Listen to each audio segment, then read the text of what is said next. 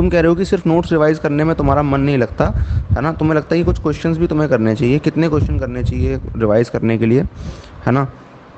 अब देखो बात यह है कि ऑब्वियसली नोट्स रिवाइज करने में किसी का मन नहीं लगता, इसलिए तुम्हें ना अपने नोट्स के थ्रू जो तुम रिवीजन कर रहे हो उसका समय जो है वो कम करना चाहिए, ठीक है? अगर वो रिवीजन वीडियोस होती तो बात अलग होती, जैसे कि हमने जेई मेन से पहले, कुछ यहाँ पे होंगे रिवीजन कोर्स के भी स्टूडेंट्स होंगे, हम क्या करते थे, रिवीजन कराते थे वीडियोस के थ्रू, रिवीजन वीडियोस के थ्रू, ताकि उसके अंदर बोरियत ना हो, ठीक है? लेकिन हम उसको भी 5 बार 6 बार 7 बार मल्टीपल टाइम्स कराते थे, अलग अलग तरीके से कराते थे। सेम वीडियो को हम क्या कहते हैं 5 मिनट में करके देंगे, 3 मिनट में करके देंगे, इस तरह से। तो वो ले देकर एक चीज़ जो होती थी वो 7 8 बार रिवाइज हो जाती थी।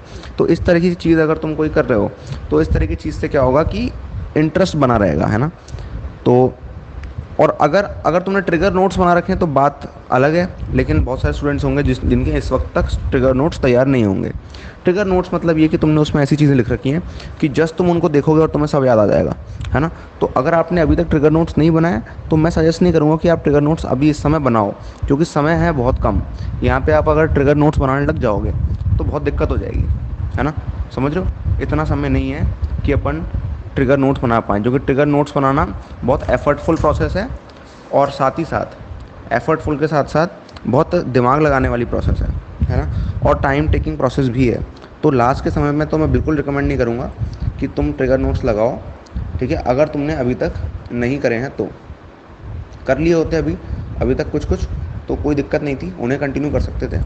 बट अगर नहीं किए हैं तो इन दैट केस तुम्हें उसको अवॉइड करना चाहिए अभी के लिए, ठीक है? तुम रिवीजन वीडियोस का सहारा ले सकते हो, साथ में तुम क्या कर सकते हो, रिवीजन क्वेश्चंस कर सकते हो। देखो रिवीजन करो क्वेश्चंस के थ्रू, कहीं से भी सिलेक्टेड क्वेश्चंस लेके आओ, कहीं से भी सिलेक्टेड क्वेश्चंस लेके आओ, ठीक है? इसका एक सोर्स जो है जो कि अवेलेबल है मार्केट में वो हो सकता है क्या, रेजोनेंस रैंक बूस्टर, है ना? वो है एक अच्छा सोर्स है ना? बट उसमें सेलेक्टेड क्वेश्चंस तो हैं, बट जो एडवांस लेवल के क्वेश्चंस नहीं है, ठीक है? तो वो तुम कर सकते हो। ऑलराइट, तो इस तरह के मटेरियल्स अवेलेबल हैं, ठीक है? मैं ज़्यादा मटेरियल्स नहीं बोलना चाहता, मैं एक या एट मैक्स दो चीज़ें बोलना चाहता हूँ, क्योंकि बात यह है कि ज़्यादा मटेरियल करने के चक्कर में आपको पता है, आपने 2 3 साल प्रिपरेशन किया, आपको पता है कि ज़्यादा मटेरियल लाने के चक्कर में आपको पता है कि आपके पास आपके घर में कितना स्टडी मटेरियल रखा हुआ है और उसमें से कितने परसेंट आपने किया है।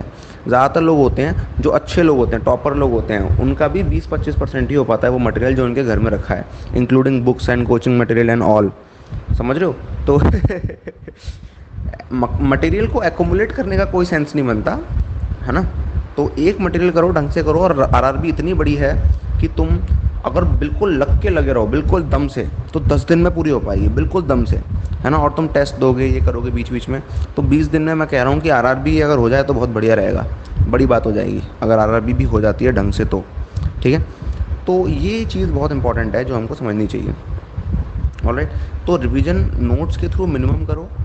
अगर ट्रिगर नोट्स बना रखे हैं तो उनसे कर लो, उनसे तो आसानी से हो ही जाएगा। वहाँ ट्रिगर नोट्स एक ऐसी टेक्निक है जो कि मैंने लोगों को बताई थी, कई सारे लोगों को बताई थी, है ना? जो 2021 22 और 23 वाले लोग हैं वो ऐसे कर सकते हैं, है ना? तो ये तब होती है जब हमारे पास समय होता है 2 3 महीने का, तब हम इसको कर सकते हैं। और मैंने इसे कई बार मैंने इसको बता रखा है सब लोगों को, है ना? कई बार बता रखा है। तो अगर नहीं पता किसी को तो कोई आके पूछ सकता है।